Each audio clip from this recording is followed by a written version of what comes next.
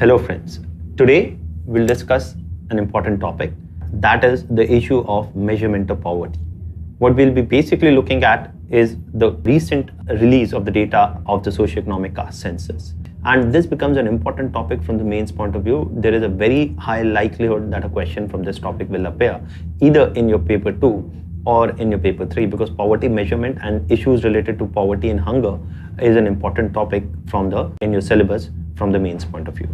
So what we'll be basically looking into the issue of poverty measurement, which has recently come into strong focus because of the release of the data of the socioeconomic caste census. Now, this important political cartoon basically illustrates one of the biggest problems with the measurement of poverty in India. Poverty lines repeatedly, or the whole measurement of poverty is something that began in 1974-75 and has gone on till 2011.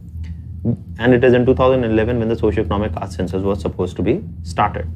Now, in this whole period of some 25-30 years, what has happened is that often poverty line measurements have happened in monetary terms. The last, for example, this political cartoon came in the context of the TENDULKAR committee report defining poverty line in India as 26 rupees per person per day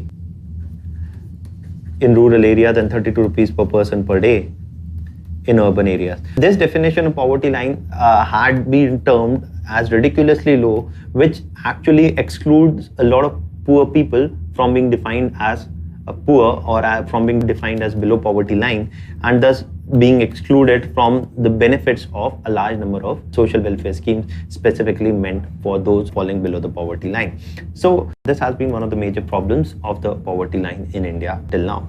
There have been other major issues with respect to the poverty line also. For example, that a large number of people who are given the BPL cards actually are people who have obtained the categorization of BPL or who have managed to get into the category of BPL by false and fraudulent means. And almost half the number of people who actually deserve a BPL card have been denied because they have not been included in the list of BPL. So there are significant errors of inclusion and exclusion in this measurement of BPL or below poverty line individuals. So we'll look into this as we will move forward.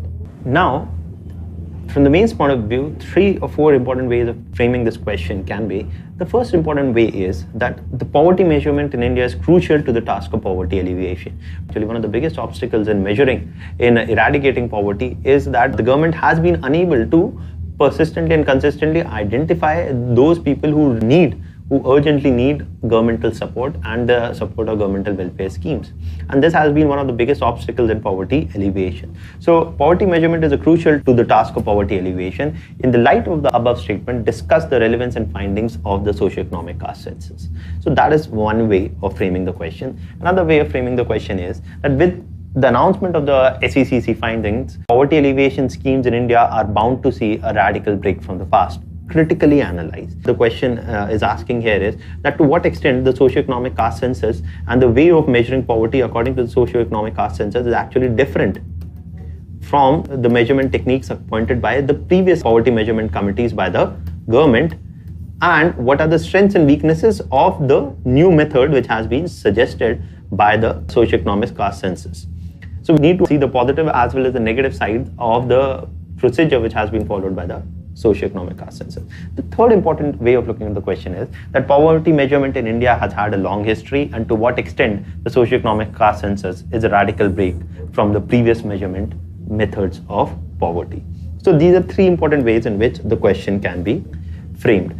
Now, we have to understand 4 or 5 major important issues, ways in which the whole debate on poverty measurement can be framed. For example, there are 2 ways of measuring poverty. One is an absolute way of measuring poverty, as another is a relative way of measuring poverty. We'll see what we mean by this. There can be another important idea is that what role does a poverty line serve? Whether it has a normative role or whether it has a monitoring role. Whether the poverty line is meant to identify the poor, who exactly the poor are and who need the support of governmental schemes, that is a normative poverty line, or we have a measurement of poverty line which helps to understand how many people have escaped poverty So if we have a poverty line which basically is meant to measure only how many people have escaped the clutches of poverty, then that is a poverty line which is meant to serve only one role, that is a monitoring role. That is the way in which a poverty line is used. Also, what is important is, do we have a direct or do we have an indirect approach to poverty measurement? A direct approach to poverty measurement is one where we try to identify how many people do not have access to land, how many people do not have access to shelter, how many people do not have access to sanitation or education or healthcare. So that is a direct approach to poverty measurement. Apart from this direct approach, there can be another approach that rather than identifying people who are deprived of certain or specific facilities such as education or healthcare or access to housing, we actually define a money-based poverty line, and this monetary poverty line is basically supposed to be sufficient enough to take care of all the needs of education, healthcare, food security, housing, etc.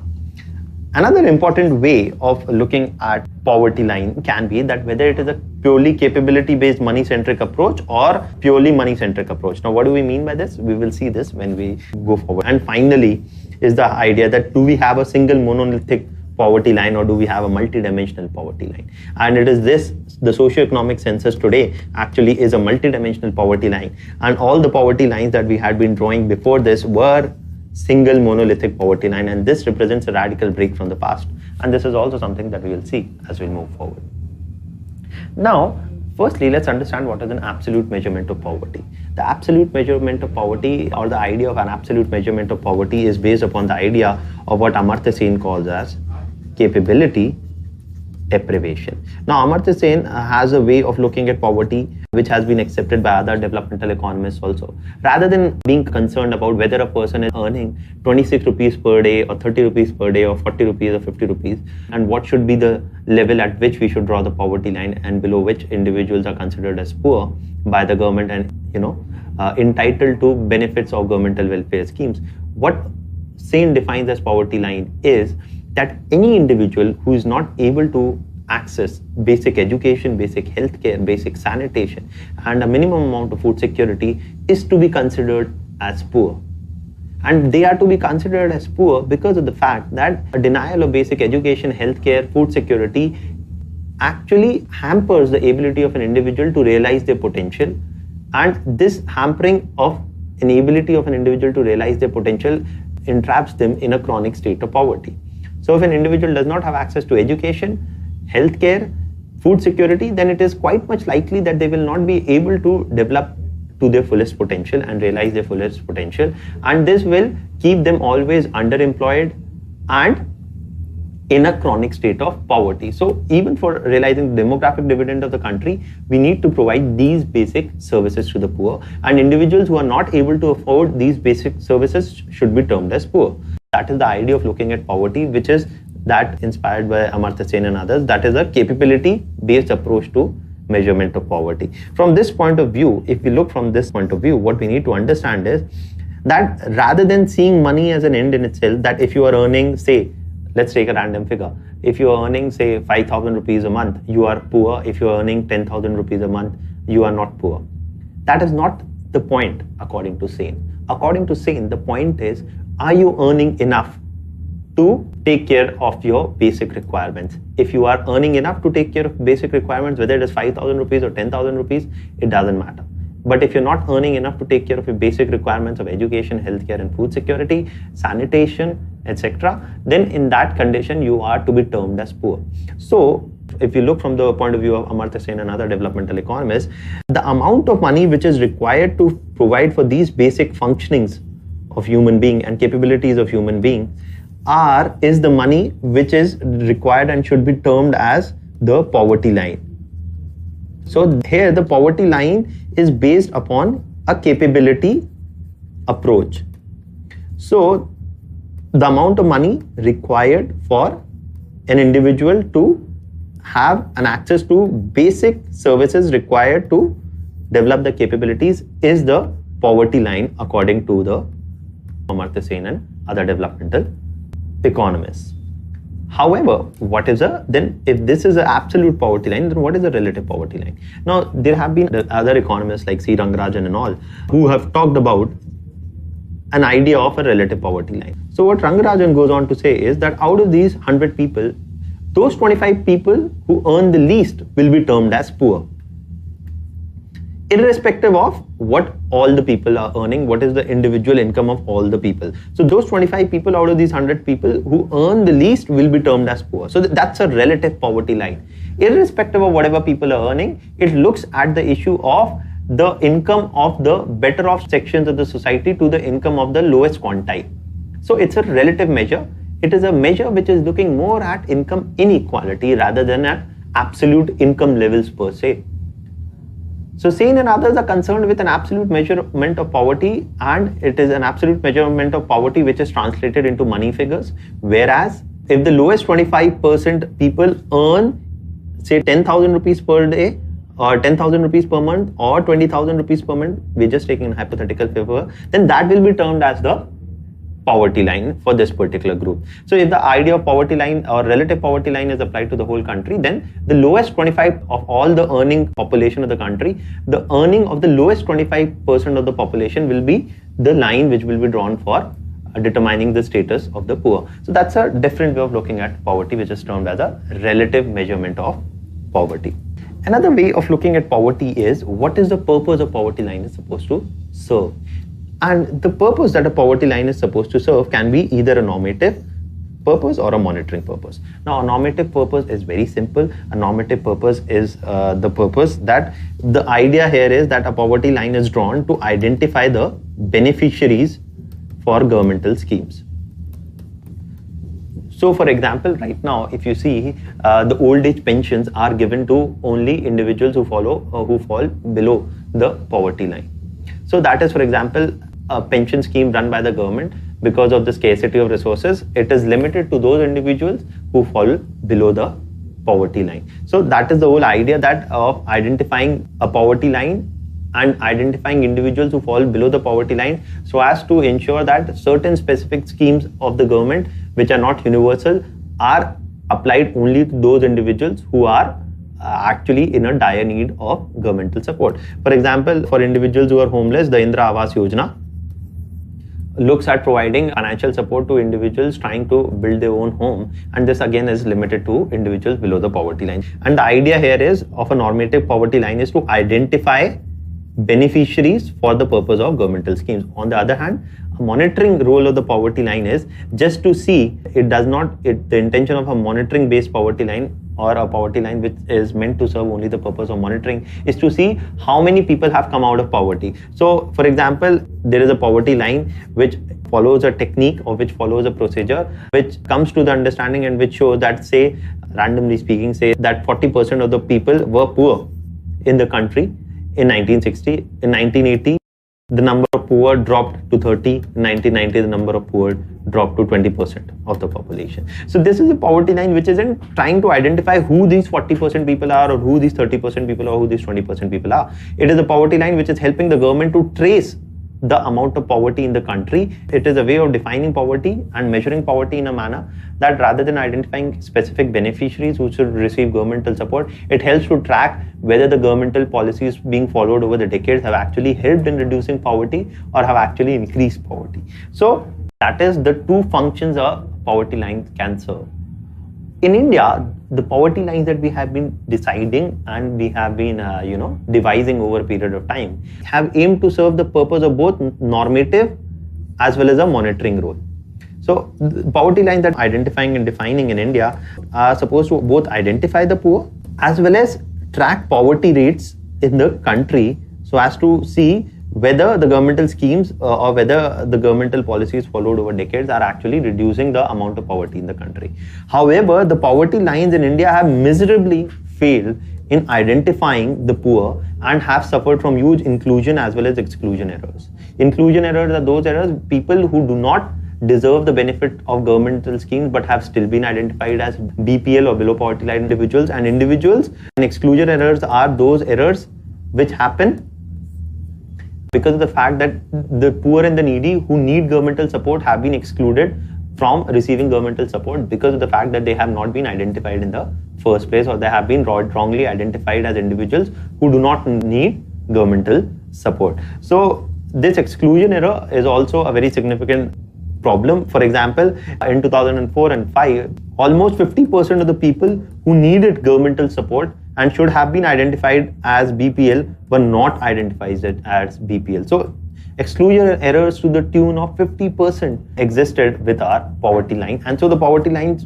defined by the government of India very poor in were themselves very poor or were themselves very inefficient in identifying who the poor are.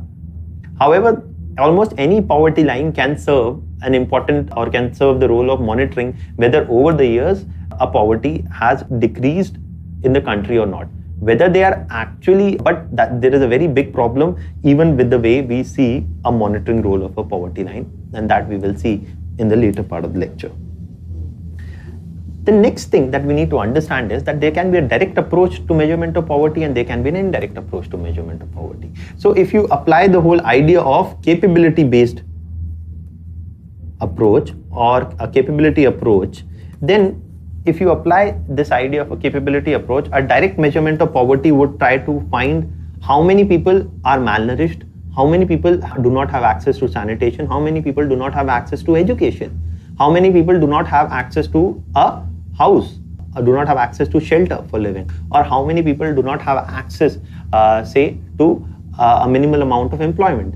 So if this is the measure of poverty, this is the way we are trying to identify poor and identify the amount of poverty in the country. That is a direct approach to poverty measurement. So for example, the National Family Health Survey comes up with data about the malnutrition rates in the country. The number of homeless households have been identified at times for the Indira Awas Yojana, etc. So to identify the number of poor households via directly measuring the deprivation that households suffer from. So how many households do not have access to drinking water, how many households do not have access to sanitation, how many of them do not have access to a shelter, access to literacy or education or healthcare. If this is the way we approach poverty to identify the poor, then that is a direct approach to poverty measurement. What is an indirect approach to poverty measurement then? An indirect approach to poverty measurement is a money metric approach. What is this money metric based approach? The money metric based approach is again simple, that individuals who do not have access to 32 rupees per person per day are to be defined as poor. Or randomly, or you can take any amount of figure, whether it is 50 rupees, 30 rupees per person per day, or 100 rupees per person per day. So what we are not concerned is identifying how many people lack access to education, or who are these specific people who lack access to education or healthcare or food security or household, or do not have a house of their own, or do not have access to land, or do not own land, or are manual laborers. If you're not interested in identifying these specific people who lack access to specific facilities and individuals who are specifically deprived, then that is, and we are basically focusing only on having a poverty line which sees what is the income of the individual, and that is a purely money metric approach to measurement of poverty. And the problem today is this, that surveys after surveys of poverty in India have proven that poverty in India has been declining according to the money metric approach. According to the money metric approach, the earning capability of individuals and the earnings households has increased over a period of time, and overall poverty in the country has declined. And this has been a consistent finding of every other committee appointed by the government. But the paradox here is, and this is the problem, the paradox here is that this money metric based approach does not explain why, in spite of increase in the income of households, the rates of malnutrition have not dropped. For example, if the income of households has actually increased over a period of time, this should also be reflected in the National Family Health Survey findings. But the National Family Health Survey findings have consistently shown that the drop in the malnourishment rates, the drop in the wasting and stunting rates in the country has been very minimal. And in contrast to that, the poverty rates have been declining sharply according to the money metric approach. So there is a problem here that on the basis of indirect measurement, according to a money metric approach, the poverty rates have been declining sharply. But according to a direct approach of poverty measurement, for example, if we measure the amount of malnourishment in the country, the poverty rates have seen a very minimal decline. So there has been a sharp divergence according to poverty measured by the direct method and poverty measured by the indirect method.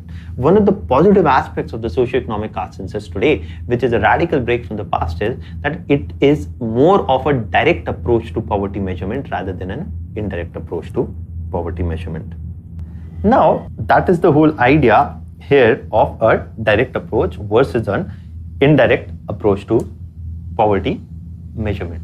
Now, the next way of looking at again is a more similar way of a capability-based money-centric approach or a purely money-centric approach. Now, this is again the whole idea. A capability-based money-centric approach is the whole idea of measuring capability deprivation and measuring absolute poverty according to this, whereas the whole idea of a purely money-centric approach is to measure the relative rates of poverty. So the whole idea of a purely money-centric approach is to measure the relative rates of poverty. So that's the logic that we are trying to arrive at here. So for example, again, just to drive home the point of what is a purely money-centric based approach, as I told you that, for example, Kaushik Basu recommends that we should draw the poverty line where, for example, if we measure in relative terms of what is the average income of the poorest quantile or the poorest 25% of the population. So whatever is the average of, or whatever is the uppermost limit of the poorest 25% of the population should be defined as the relative poverty line. So that's again a different way. Now, the importance here of the SECC is that the SECC comes very close to having a capability-based money-centric approach. And even it is an improvement over the previous capability-based money-centric approaches. So the households which have old age people, households which have people suffering from certain chronic diseases, etc., may have a much higher requirement of income to take care of their basic needs in a month, rather than a household which does not have old age people, which does not have people suffering from any chronic diseases or disabilities. And in that context, the amount of money required to take care of basic health, requirements of a household will be much lesser. So given the variations of age, sex, disabilities, healthcare status, etc., households have different amount of needs, or households have different amount of requirements in terms of money to take care of the basic requirements. And to that extent, again, defining a single monolithic poverty line becomes a problem, because in this way, again, a large number of poor people who require governmental support will be deprived of it, because the poverty line does not take into account variations between families. So again, it will result in a large number of poor individuals actually being deprived of governmental benefits, and that's called an exclusion error with respect to poverty measurement. Now, one of the important things a lot of people really don't understand is how does the government actually do poverty measurement. Now, the measurement of the poverty in India happens in two ways, and this is important to understand. Planning Commission has routinely appointed committees which have come up with poverty lines. For example, the Tendulkar committee came up with a poverty line of 32 rupees per person per day. And this is the poverty line which is defined on the basis of National Sample Survey findings. Now, National Sample Survey findings actually go and collect data from, say, 1 or 2 lakh individuals throughout the whole country, and they do select these 1 or 2 lakh people in a manner that they are representative of the whole population. They do not go and talk to each and every person in the country to find out what their income is. Rather, they talk to a sample of, say, 1 lakh individuals throughout the whole country, and on the basis of this, they come up with a poverty line. And on the basis of this poverty line, the government comes up with an estimate for the whole country, that what is the poverty at the national level, what is the poverty at the state level, and what is the poverty at urban and rural levels. But the important purpose of identifying who exactly these poor people are. It is one thing to say that 30% of the people in the country are poor, but who are these 30% also need to be identified. And this is the function which is done by the BPL service. Now, the BPL surveys have been done historically by the state government. In the past 25 years, 3 BPL surveys have been done, one in 1992, the other in 1997, and the third in 2002. So the idea of a BPL survey and the role of the BPL surveys is to actually identify the poor, identify the specific beneficiaries who require governmental support. So the BPL surveys have this important role. Their ability and their importance is to provide accurate information of who these 30%, or for example, if the Planning Commission comes up with the finding that 30% of people of the country are poor, the role of the BPL survey is to find out who these 30% people are, where do they live, and thus identify them for governmental support. So what happens is the central government through the Planning Commission comes up with these poverty estimates on the basis of poverty lines, whereas the role of the BPL surveys done by the state governments is to identify the poor. Needless to say, as I have again and again pointed out, that these BPL surveys have been subjected to various faults, have been subject to various errors, and have been subject to a large number of inclusion and exclusion errors. A large number of people who are actually identified as poor in India today, according to the BPL surveys, are not poor and do not deserve governmental support.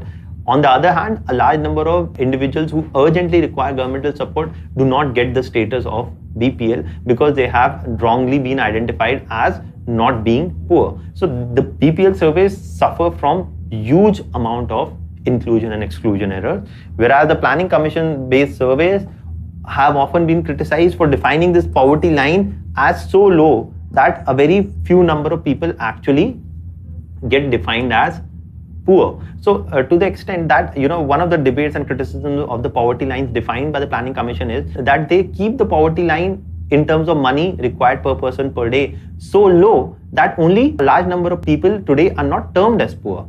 And the role of the BPL survey is to identify only who the poor are. So the BPL survey cannot identify 40% of the population as poor if the poverty line decided by the Planning Commission is 30%. So that is the importance we have to understand of the role of the BPL surveys that is done by the state government and of the role of the Planning Commission based committees which suggest poverty lines on the basis of national sample surveys. The BPL surveys actually go and talk to each and every household to identify who these poor people exactly are. So BPL surveys are similar to census, so it is a BPL census kind of a thing which is done by the state government. Now, if this much is clear, just for the sake of understanding how these poverty lines are actually, or how these poor poverty lines are actually arrived at. Firstly, the Planning Commission decides what is a poverty line basket. A poverty line basket basically consists of a minimal amount of goods and services which are required by individuals to survive. And then, for example, what is the minimum nutritional requirement for an individual to survive per day? What are the other non-nutritional requirements that individuals have which should be fulfilled? So the whole idea of a poverty line basket, which is the first step in identifying the poor, is that the Planning Commission defines what are the minimum basic nutritional and non-nutritional requirements that individuals have and what is the cost in monetary terms to take care of this nutritional requirement. So what is the amount of food or what is the amount of cereals that a family requires, what is the amount of other things apart from cereals that a family requires, and what is the market cost of these food supplies and non-food supplies which are required by a household in a month. So on the basis of this, firstly, a poverty line basket is identified which consists of the minimum number of goods which are required by an individual household in a month. Then the value of this poverty line is converted into rupees, and on the basis of this we arrive at a poverty line. And that is the whole idea, that depending upon the NSSO data of the monthly consumption expenditure, a poverty estimation is done by the Planning Commission with respect to every state. So poverty line is defined for the whole country as well as for different states as well as for urban and rural areas. And for example, say for the state of Maharashtra, the Planning Commission comes to an identification that 30% of people in Maharashtra are poor. Then the role of the BPL services done by the state is to identify who these 30% people actually are. And these are the people who are identified by the BPL surveys who will be allowed to, who will be given the benefits of governmental scheme. If the Planning Commission says that only 30% people in Maharashtra are poor, then the BPL survey cannot identify 40% as poor. The BPL survey should identify exactly 30% of people who will receive the benefit of governmental schemes implemented by the central and the state government. So the role of identifying who the poor are is with the state government. The role of defining the poverty line is with the central government. The next thing that we'll see is how have the poverty lines actually evolved in the country. Now the poverty lines in India have evolved almost over 40 to 50 years. The first poverty line was defined by the Planning Commission, or in 1961 was termed as the Perspective Planning Committee report on poverty line, and which defined as poverty line as 20 rupees per person per month for rural areas and 25 rupees per person per month for urban areas. While deciding how did they come about this definition of 20 rupees per month per person in 1961 for rural areas and 25 rupees for urban areas, the Planning Commission report did not identify the logic and the rationale. It did not give the reasoning and the formula on the basis of which they decided that this is going to be the poverty line. It did not, for example, did not include a calorie-based approach. It did not consider the nutritional requirements for the family or per person, nor did it include an expenditure calculation for education and health. So it did not take into consideration the nutritional requirements. It did not take into consideration educational or healthcare requirements of individuals and then arrive at this poverty line. The logic and the rationale for arriving at this poverty line was never given. However, in 1979, we adopted a much more scientific approach to the measurement of poverty, and this was done by the Yoginder Alagh Committee. So the Yoginder Alagh Committee defined the poverty line on the basis of calorie requirements of an individual. So the Alagh Committee's understanding was this, that education and healthcare were facilities which were supposed to be provided to all individuals by the government free of cost. Because education and healthcare was to be provided by the government free of cost, while calculating the poverty line, education and healthcare will not be used as, criteria for arriving at the poverty line. For defining the money metric for poverty line, the committee decided to look at the calorie requirements, and it said that every individual should be able to afford in the urban area 2100 kilocalories per day, and every individual in the rural area should be able to afford 2400 kilocalories per day. If they are able to afford this much, then they are not to be termed as poor. So according to this calorie-based requirements, the Yoginder Alagh Committee came to the understanding that what is the amount of money family requires to take care of the nutritional requirements of every person within the family for the whole month, and the nutritional requirement for 2100 kilocalories in the urban areas and 2400 kilocalories in the rural areas. And why these set of calories were considered the minimum basic amount of calories required, it was on the basis of the Dandekar and Rath Committee in 1971. So for the first time, the 1979 onwards, we're giving a logic and a rationale for arriving at a poverty line. So, and the Yoginder Alagh Committee thus defines the cost or defines the poverty line in terms of nutritional parameters or the amount of money required for every individual to be able to afford 2100 kilocalories per day. So that's the logic of defining the poverty line. Mind you, this does not include the amount of expenditure done on education and healthcare because they were supposed to be provided free of cost by the government. In 1993, the LAKADHWALA Committee carries on the way of measuring poverty as had been done by the Yoginder Alagh Committee. More or less applies the same formula and has the same way of looking at poverty. Also, but one of the things that the LAKADHWALA Committee does is that it says that this poverty line needs to be indexed to inflation, because the amount of money required, say in 1975 for 2100 kilocalories will not be the same of the amount of money required in 1993 because of the fact of inflation. So if say if the poverty line was 30 rupees per person per month in 1975, then it needs to be indexed to inflation to arrive at the poverty line, say if it is 100 or 200 rupees per person per month in 1993. So the poverty line needs to be indexed to inflation. So with inflation, the poverty line also needs to be upgraded to take care of the nutritional requirement. The logic of measuring of poverty line did not change with the LAKADHWALA Committee also, which said that the poverty line needs to be indexed on the basis of the consumer price index for the agricultural laborers and consumer price index for industrial workers. But there had been a extreme criticism of the LAKADHWALA Committee recommendations. So in many ways, the LAKADHWALA Committee was an extension of the Yoginder Alagh Committee. To the extent it followed a similar logic and a similar formula. The only difference was that it recommended that the poverty line should be indexed to the CPI or the consumer price index to account for inflation.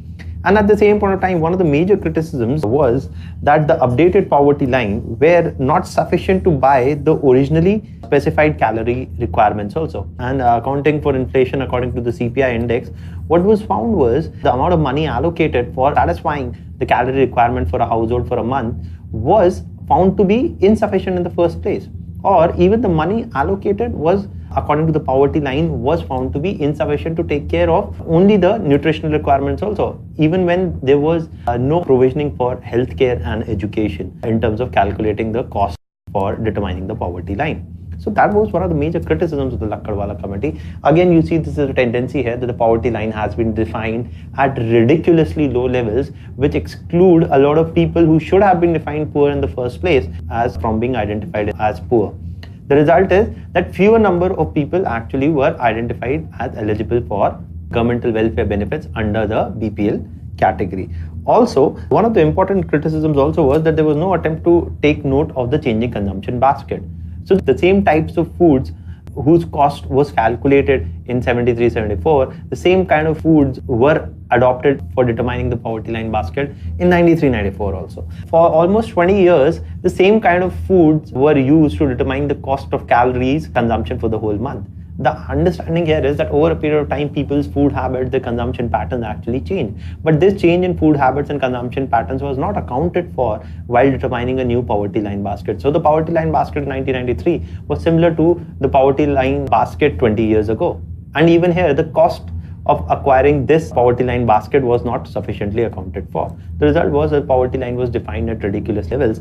And one of the major criticisms thus was that while on the one hand the poverty was seen as decreasing because more people had, as compared to the poverty line, more people had more money in their hands. But on the other hand, there was a growing divergence between the measurement of poverty in money metric terms or in terms of monthly expenditure per person, while the poverty was shown by the LAKADHWALA committee to have decreased significantly when measured in terms of monetary expenditure per person per month. But on the other hand, there was absolutely very little improvement in the malnourishment rates. So the understanding here is while poverty was seen as declining sharply according to calorie-based money metric approach, there was a very small decline in poverty when seen in terms of malnourishment rates of people in the country. There was a paradox here. While on the one hand, the governmental committees were pointing out to a decline in poverty, but on the other hand, the health of people in the country was not improving. So this was a major criticism of the LAKADHWALA committee. Now, the next important committee which came was the Tendulkar committee that came in 2009. The Tendulkar committee was appointed in 2005, submitted its report in 2009. The first committee appointed in the 21st century for the measurement of poverty. And the Tendulkar committee made certain radical departures from the past.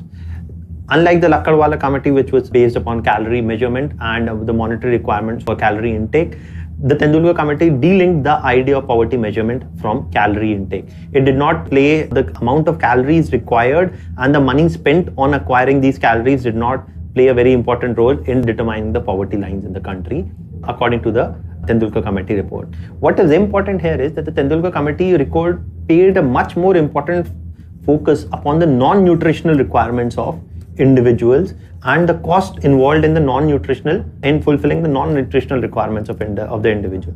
So the calorie intake was the major focus of the LAKADHWALA committee and the ALAG committee, but non-nutritional requirements, especially the expenditure on education and health, were a predominant focus of the Tendulkar committee. So the understanding that the Tendulkar committee was that in spite of the initial intention of the government to make education and healthcare freely available to all, but this had not materialized, and the amount of quality education and the ability of the government sector to provide quality education and healthcare is severely limited in the backdrop of the fact that a large number of educational and healthcare facilities today are located in the private sector, for which people have to pay out of their pocket. So it is important to account for the expenditures on healthcare and education while we are calculating the poverty line.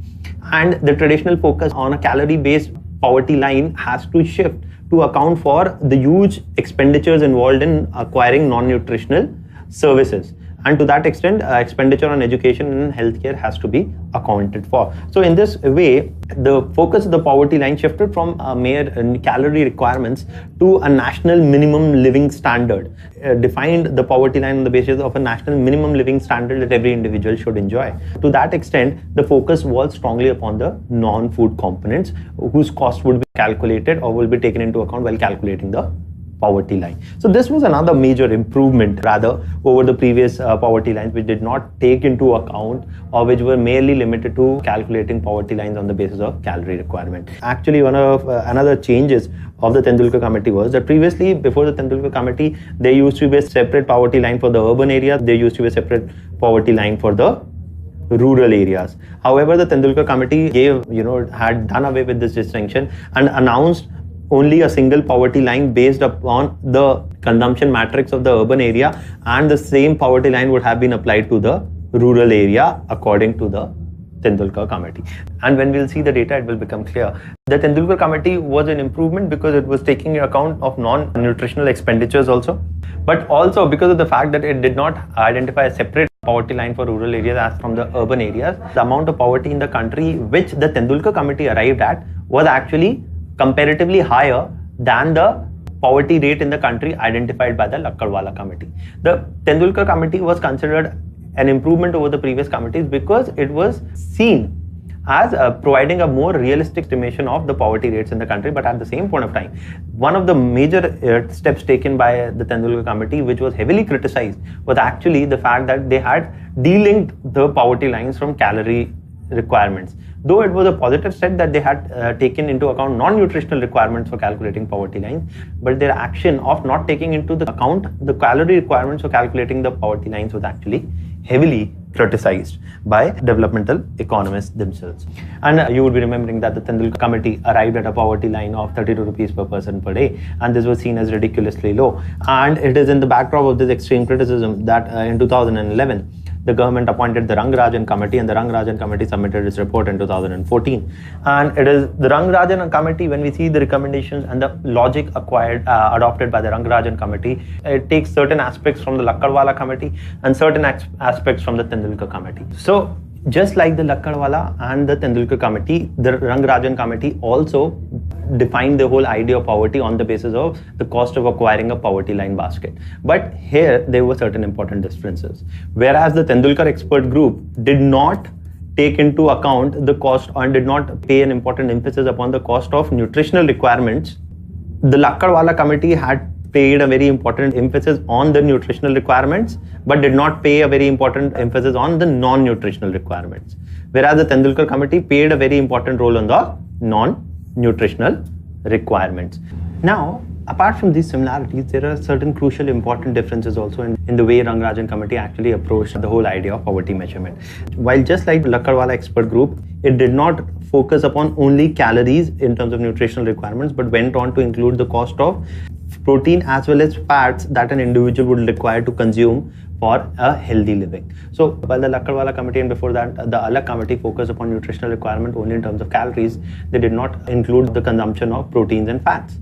So that is also one of the reasons why the cost of a calorie-based monetary poverty line also came down. But with the inclusion of cost of consuming protein as well as fat, again cost of poverty line will actually go up. So that was a upward revision. The LAKADHWALA expert group actually does not focus upon non-nutritional requirements at all. The Tendulkar committee expert group actually did focus upon non-nutritional requirements, but was limited to education and health.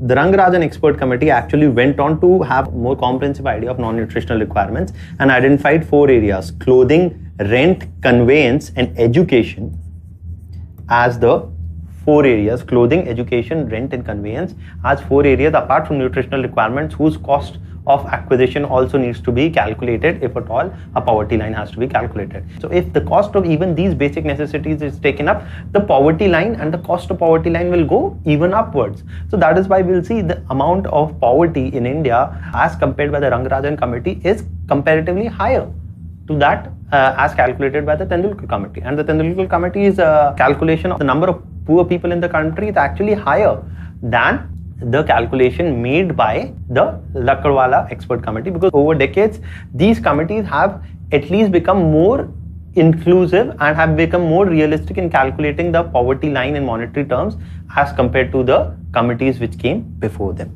Another important point is that the RANGARAJAN committee has clearly indicated, and this is a recommendation that goes on even into the 12th plan and the socioeconomic caste census, that the RANGARAJAN committee has clearly indicated that this whole estimation of the poverty line should not be used for determining who will be eligible for entitlements for governmental schemes or not. And what is required here is that each program that focuses upon a specific kind of a deprivation will have to choose a specific criteria which is most appropriate. So the point here is, what the Rangarajan committee highlights is a very simple point, that the beneficiaries for each scheme will have to be identified on the basis of the specific nature of the deprivation, and not every individual will be entitled to every kind of benefit unless and until it is shown that the person is actually deprived on that particular parameter. So for example, for a scheme say such as the Indira Awas Yojana, which aims at providing households, which aims at providing dwelling units to individuals below poverty line who do not have a house of their own, then in that case, if at all we have specific data of individuals who do not have a housing unit, then the benefits of the scheme of the Indira Awas Yojana should be limited only to those individuals who do not have a housing unit of their own.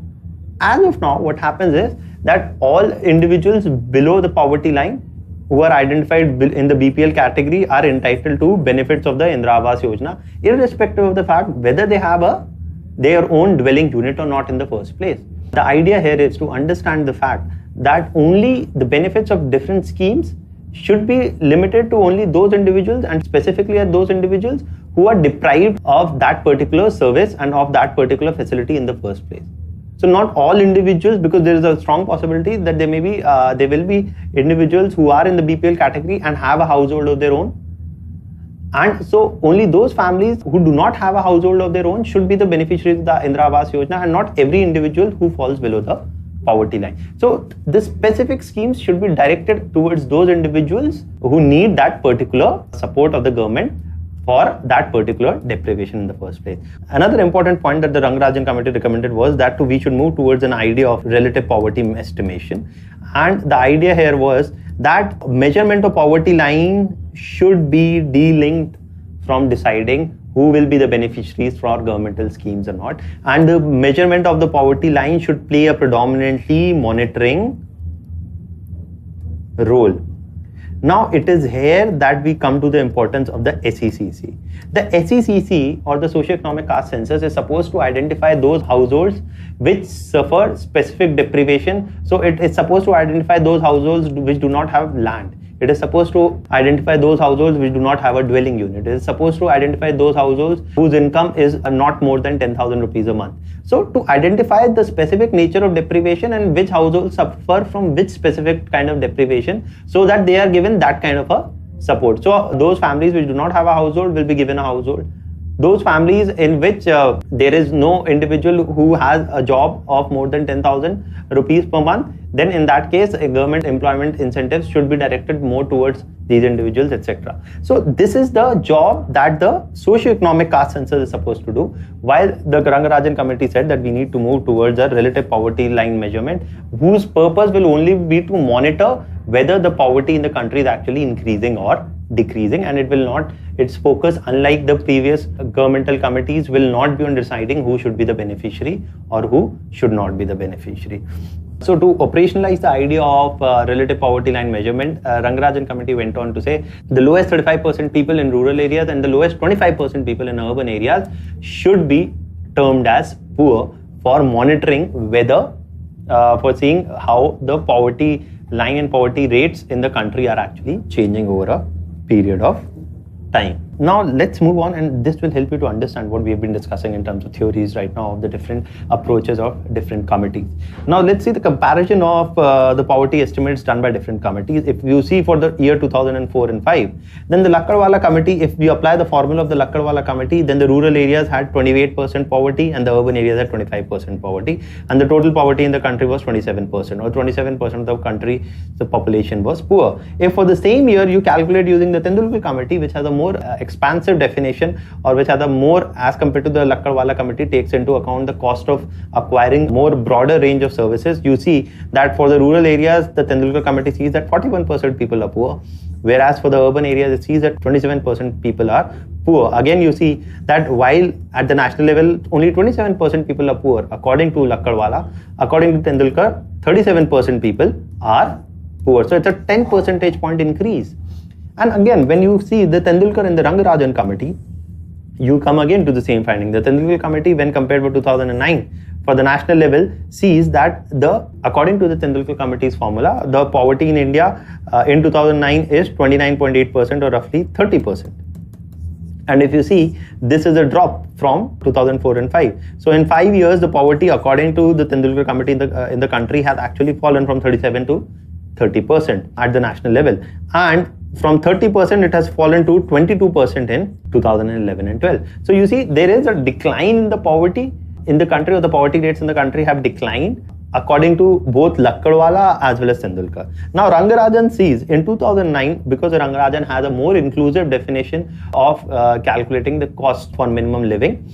So the Rangarajan committee for the year 2009, for which Tendulkar committee sees 30%, Rangarajan committee finds 38% poverty in the country. And in 2011, it finds that the poverty has decreased to 29.5 or roughly 30%. So again, a 8 percentage point decrease in the poverty in the country over 3 years from 2009 till 2011. So this is the point that I've been trying to emphasize, that over the periods, over the years, different committees have adopted a more inclusive definition of arriving at the cost of living in both rural and urban areas. But in spite of this, all committees have come to a unanimous conclusion. One of the findings which has been common across all committees is that the rate of poverty over the past decade or so has actually declined. Every successive committee has identified that a larger number of people in India suffer from poverty as compared to the previous committee. But they also identify the fact that over a period of time, as compared to previous years, the current years are seeing a decline in the poverty in the country. So this is something that we need to understand, that these are major lacunas also in the way we measure poverty, because the cost of acquiring a large number of services today is either not taken into account. Even if they are taken into account, they are not, the price of acquiring these services is not calculated on a realistic basis, and they are often not indexed to inflation to account for the successive increase in cost of acquiring these services over a period of time. So that is one of the reasons that while on the one hand, the poverty rates seem to be decreasing according to every committee, but on the other hand, whether we see in terms of malnourishment or whether we see in terms of other kinds of deprivation, there isn't a very significant improvement. So while on the other hand, a large number of people are earning more, this more earning isn't translating into better education and better health. Now the question that arises importantly from the mains point of view is, what makes the SECC or the socioeconomic caste census different from the previous techniques of poverty measurement? The point that we are trying to hint at and repeatedly come to the conclusion is that the socioeconomic caste census today aims at directly identifying people on the basis of the different kind of deprivations they suffer from. It's a very different approach to poverty measurement, where we're not calculating the monetary based poverty line, but we are calculating a poverty line on the basis of, or we are trying to identify the poor on the basis of the specific deprivations that they suffer. We are not trying to arrive at a unanimous poverty line on the basis of which it is decided either somebody will get governmental benefits or somebody will not get governmental benefits. So it isn't that kind of an approach. We are not trying to arrive at a poverty line according to the socioeconomic caste census, but what we are trying to identify is which individual suffers from which deprivation and he or she requires which kind of governmental assistance. So the multidimensional poverty index is one of those approaches which has actually led to the whole development of the socioeconomic caste census. The multidimensional poverty index looks again at identifying what exact nature is the deprivation that people are suffering from. For example, it sees health, education, and living standard as the three major dimensions along which deprivation of individuals is supposed to be measured. Now, the MPI has been proposed by international developmental economists and the Oxford Developmental Foundation.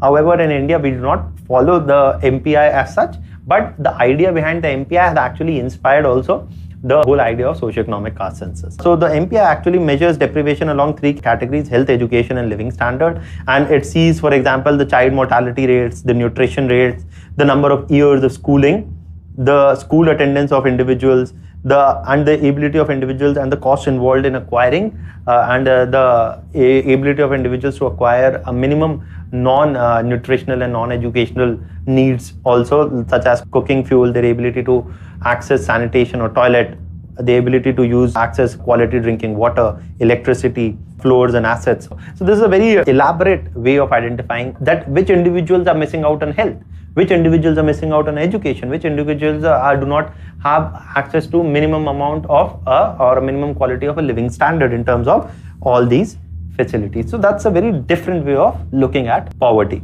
So the idea here is, and this is what you need to understand for your answer writing, and this is what the 12th five-year plan also goes on to say, that the poverty line has to be de-linked from the entitlements of the people. So it isn't if a person has a BPL card, only then they will be entitled to governmental benefits, otherwise they'll not get any governmental benefits, because the acquisition of BPL cards itself is plagued with so many errors.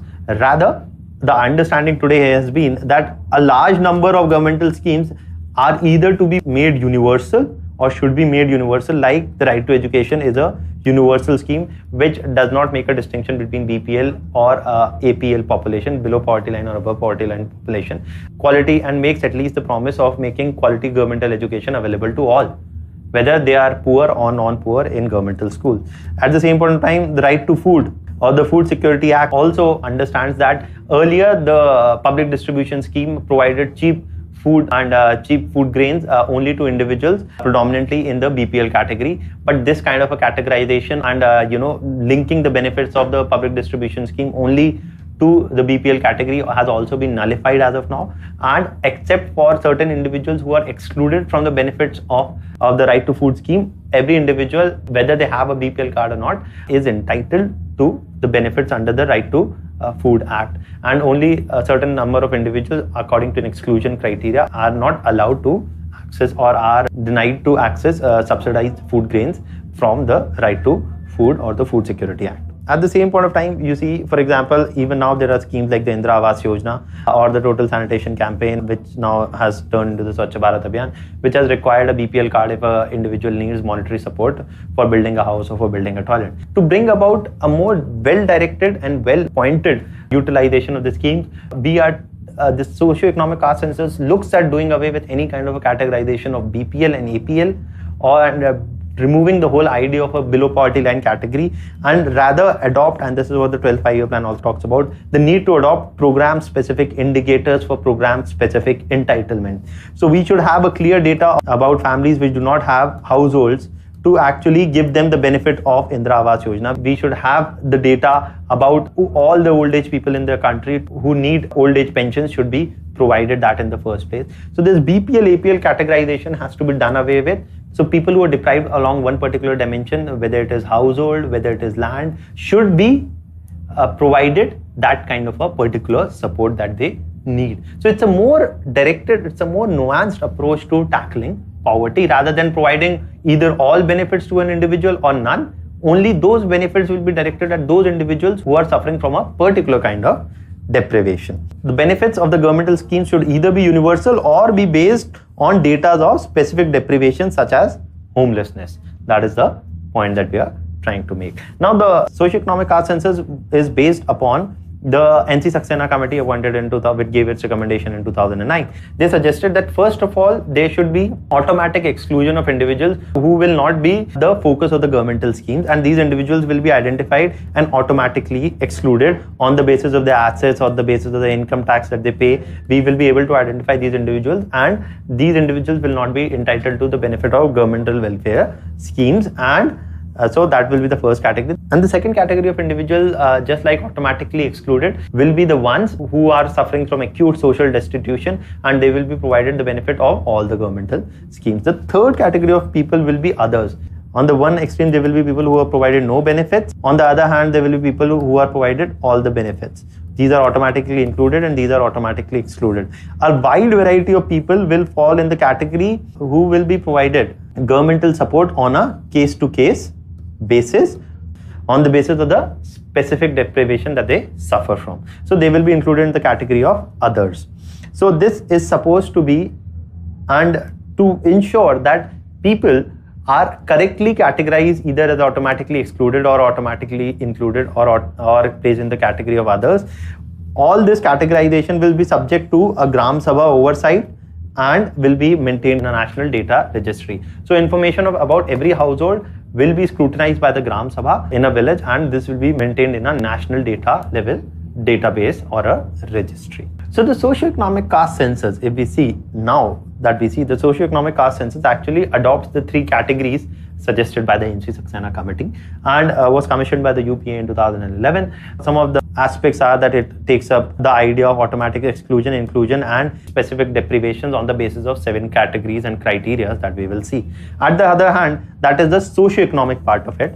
The caste part of it, for the first time after 1931, aims at identifying to what extent individuals belonging to different castes have actually gained from governmental initiatives, and basically tries to enumerate the caste of all individuals in India and what is their economic position. Not just the caste of all individuals in India, but also what is the economic position of different castes and subcastes in India. And this is happening, the whole idea of caste census is happening for the first time after 1931. And the important idea here is, why did we want to do the caste census in the first place, is that it will help in identifying to what extent different castes and subcastes have actually gained from governmental initiatives, and will help in refining and focusing the benefit of caste-based affirmative action to those castes which require governmental support, and those castes which have already, and individuals belonging to those castes which have already gained from governmental initiatives will be taken out of the, and will no longer be eligible for the benefits of reservation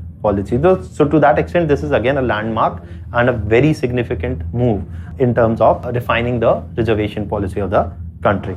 So the automatic exclusion as well as the inclusion criteria followed for the SECC, we will look into that now. But before we go any further, let me just point that out to you, some of the information as of now. That firstly, the data given for the SECC is as of now limited only to the rural areas. And the total number of rural households identified are actually 17.1 crores. So 17.1 crore rural households have been identified. And out of these 17.1 crore rural households, almost 1% of the households are actually seen, or 1% of the households are actually considered to be automatically included. And 40% of the households have been automatically excluded. So what basically this boils down to is that 7 crore households have been automatically excluded as they are considered having enough material resources to take care of their both nutritional as well as non-nutritional needs. And so 40% of the households have been automatically excluded from any kinds of eligibility for welfare for governmental schemes that may require, that will not be of a universalistic nature.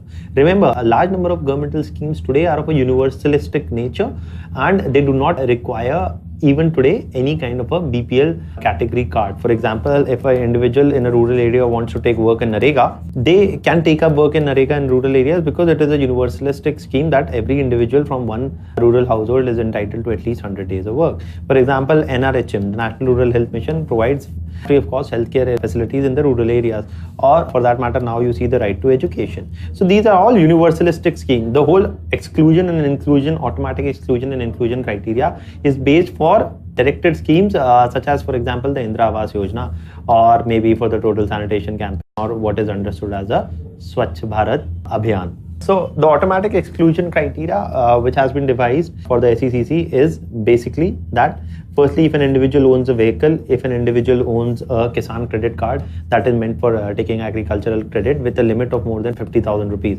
So if an individual is entitled to agricultural credit of more than 50,000 rupees, they will also not be considered for specific government directed schemes. At the same point of time, if an individual is a governmental employee, then also they will not be considered for the benefits of those governmental schemes which are directed only towards specific individuals deprived in certain parameters. At the same point of time, any individual earning more than 10,000 per month, any individual paying an income tax, any individual paying a professional tax, any individual who has a house with a roof and with more than 3 rooms is also automatically excluded from any kind of a benefit.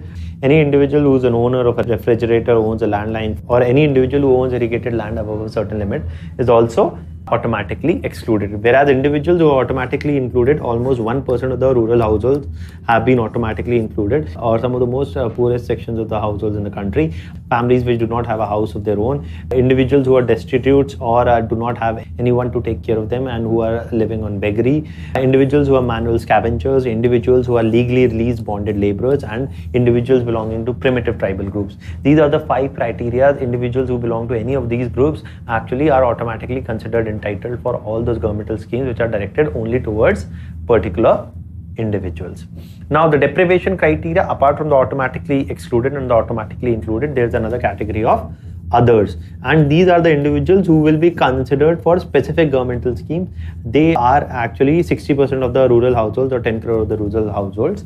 And what comes to the right is that, there are 7 criteria for measurement of intensity of deprivation. There may be an individual who may have only one of these deprivations. There may be an individual who may have 2, who may have 3, 4, 5, 6 or 7 deprivations. So it measures. One another important point from the mains point of view is that SECC is a very nuanced way of measuring poverty, because it doesn't categorize individuals only as poor or non-poor, but it also looks at the intensity of poverty that an individual is suffering from. So, for example, when we see the 7 criteria, one of the main criteria is individuals who do not have access to households or do not have a house of their own.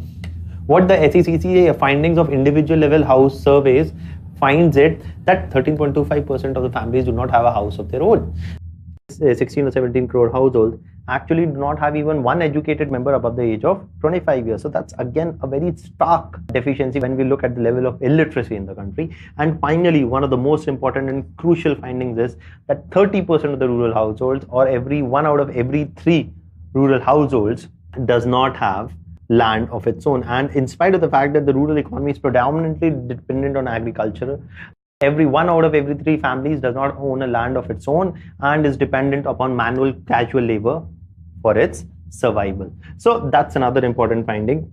We need to understand is that when we look at the major socioeconomic caste census findings, what we find is that out of over 90% of the rural households do not earn more than 10,000 rupees a month, and even more than 75% of the rural households do not earn and even 75% of the rural households do not earn more than 7,500 rupees a month. So you see the level of income deprivation even in the rural household, that 90% of the households do not have the highest earning member who earns more than 10,000 rupees a month.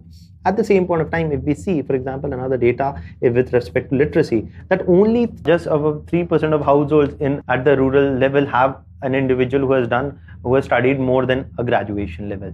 So out of every 100 rural households, only 3 households have individuals who are graduates. So that's again a very stark problem with respect to the literacy. And when we see at the basic literacy level also, you see that less than 10% of the households have individuals who have completed higher education or above. So again, you see this is the lag effect of the level of illiteracy that the country hasn't been unable to deal with till now in a decisive manner. It is only very recently that the Right to Education Act itself has been introduced. Also, when you see that more than 50% of households in the rural area actually rely on manual labor or casual labor, and less than 10% of households have individuals who have salaried jobs in the rural area. So again, a high level of dependence upon agriculture and less amount of salaried employment in the rural sector is another finding that comes out. And more than 50% individuals have no land, and less than 5% households own any kind of an agricultural equipment. And when you look at this finding with the fact that less than 4% of households and the agriculture sector in rural areas have access to agricultural credit of over 50,000 rupees, what do you find? You find that of all the families involved in agriculture in rural areas, only or even less than 4% families have access to agricultural credit of more than 50,000 rupees. And so when you look at these two particular data, what do you find? You find an access to finance at cheap rates is still a mirage for a large number of people involved in agriculture in rural areas. And the modernization of agriculture itself hasn't progressed to a very large extent when you see that only 5% of the households in rural areas actually have agricultural equipments. And so you see there's a very large unmet need for agricultural credit as well as for mechanization and for using more technologies in agriculture in the rural areas. So these are some of the major findings of the SECC, because the SECC findings till now that have been given out are basically meant for the rural areas only, and the findings of the SECC for the urban areas are yet to be made public. So keeping this in mind, and we keep the importance of both the NSSO surveys and the SECC survey in mind, we need to understand that NSSO and SECC are meant to serve different purposes. The purpose of the NSSO surveys is to track as to whether the poverty levels in the country have actually increased or decreased over the past few decades, while the relevance of the SECC survey is to identify individuals and households which need governmental support, and what exact nature of governmental support do they need. Do they need help or a credit for sanitation? Do they need credit for buying a piece of land? Or do they need credit for agricultural activities? Or do they need access to funds for building their own household? or what basically the SECC survey does is that it helps us to identify which individual needs which kind of a public support from the governmental machinery in terms of eligibility for welfare schemes. So that is the whole context. And finally, from an answer writing perspective, we should also be aware of what are the major critiques of the SECC data. So one of the major deficiencies with respect to the validity and the accuracy of the data is that the socioeconomic and the caste data has actually been collected after individual level household surveys.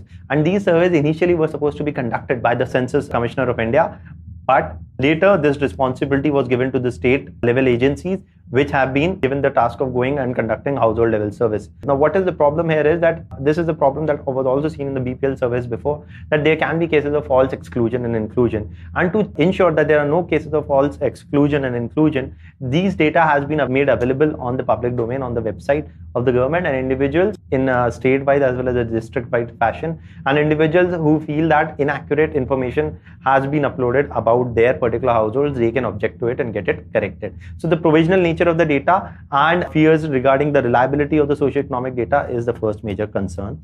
The second is the delay in the release of the caste data. The caste data has yet to be released, and that is one of the major criticisms also, because only the socioeconomic part has been released and not data pertaining to the status of different caste groups in India and their socioeconomic positions. And finally, also is the question about the reliability of the caste data itself, because the caste data has again been collected by the state level agencies, and there have been significant questions whether the data has been reported accurately or not. So these are some major concerns with respect to the validity and reliability of the SECC data. And to conclude, what we need to understand here is that for bridging the divide of poverty, what we need are well focused and well targeted social services, complemented with certain social welfare schemes which are universal in their orientation, especially the right to education, the Food Security Act, and also we need a universal form of healthcare. These services are to be available to one and all, so as to ensure the development of every individual in the society. But at the same point of time, there may be other governmental schemes which may require specific focus and whose benefit will be directed only towards those individuals who are found deprived on those particular dimensions. For example, schemes for homeless individuals, for example, old age individuals, etc., etc. So in that case, the social services schemes have to be more efficiently targeted to help individuals bridge the poverty divide and lead a more sustainable and productive life. So this is an important topic from the mains point of view, and do try and revise this topic before you go for writing the mains examination. Thank you.